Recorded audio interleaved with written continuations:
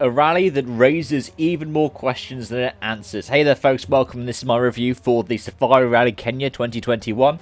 And let's start off by talking about, well, let's just talk about that podium. Sebastian Ogier coming back from having had a damper failure on Friday. Takamoto Katsuta leading the rally after Thierry Neuville's retirement and keeping him honest the entire way through. A deserved podium. He would have been an even more deserved win. And at the same time, Tanak coming back to get his first podium since his win in Finland back in February. But like I said, there are so many more talking points that we have just up and down the pack. Let's talk about the fact that Adrien Fourmeau has picked up his first stage win. That's right, the driver of the 16 got his first stage win on stage 16 of this rally and picked up a bunch of second place times as well. Second place to his countryman Ogier, where he's like, Seb, please give us one of them. Well, he finally has. And in addition to that, Gus Greensmith, brilliant performance from him as well to get 5th place. And Kalle Rovanperä coming home in 6th, despite the fact that he had to, not finish the final stage of Friday. That's a brilliant recovery drive for the Finn, and especially because he's been so unlucky this season. He's just had a massive dip in form, but he's come back here, and hopefully over the remainder of the season, he starts to challenge for his first win. But, like I said, more points raised than we have answers for. Hyundai's rear right suspension issue, and the rear right in particular, is starting to come back again. We saw failures in the suspension for Sordo on Friday, for Oliver Solberger, that was the rear right, and Thierry Neuville today on Sunday, that was also the rear right. If those of you don't remember, in Sardinia, we saw rear right suspension failures for Sordo and Tanak, and in Portugal, we saw failures again for Neuville and I'm pretty sure Tanak as well. The difference was these chassis were not the ones that were used in Portugal or Sardinia. These were the ones that were used with the Arctic Rally. Because the last 3 rallies, I believe, they've used for their main cars, chassis, I think they're 25, 26, 27.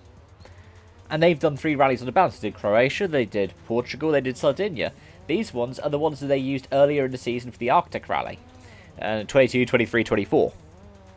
And it is the rear right that is in particular the issue. So Hyundai really need to have a look at what's going on with that. Because again, this is another rally that really should have played to their advantage. But Oliver Solberg was out on day 1. That was so heartbreaking to see. Because he was showing so much promise. And yeah, again, we saw so many problems for the other drivers that we have in this rally too.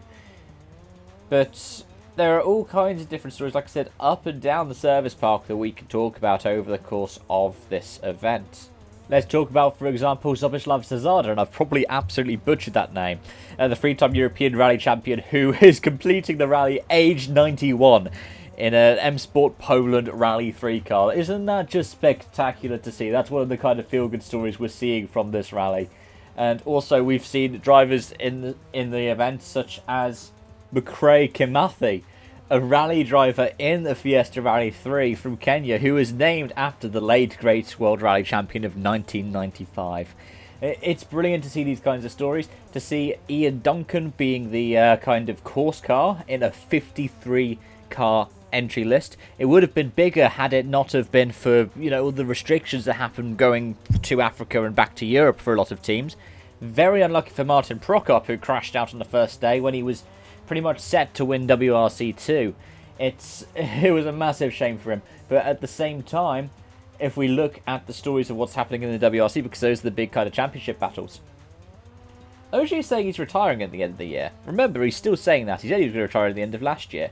But right now, he's coming out of this, having picked up wins in, 4 of the first 6 rallies. The last time that Ogier picked up wins in 4 of the first 6 rallies was way back in his era of VW dominance. Yeah, you go back and let's find out. I think it is 2015 was the last time he had 4 wins from 6. And in addition to that, he had a 2nd place in Portugal and a non-score in Argentina. This time around, it's 4 firsts, a 3rd, and a 20th. But this is just the way that Ogier is. He is at peak form, and that Yaris is performing brilliantly as well.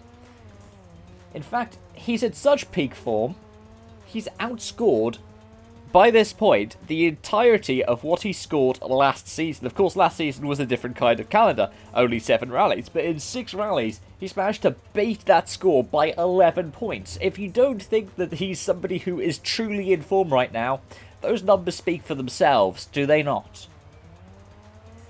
But yeah, this is now a kind of thinking forward to what's going to happen in Estonia. What's going to happen in the 4th Hyundai car? Will they keep Solberg in, or will Lube be coming back, or will they be entering both?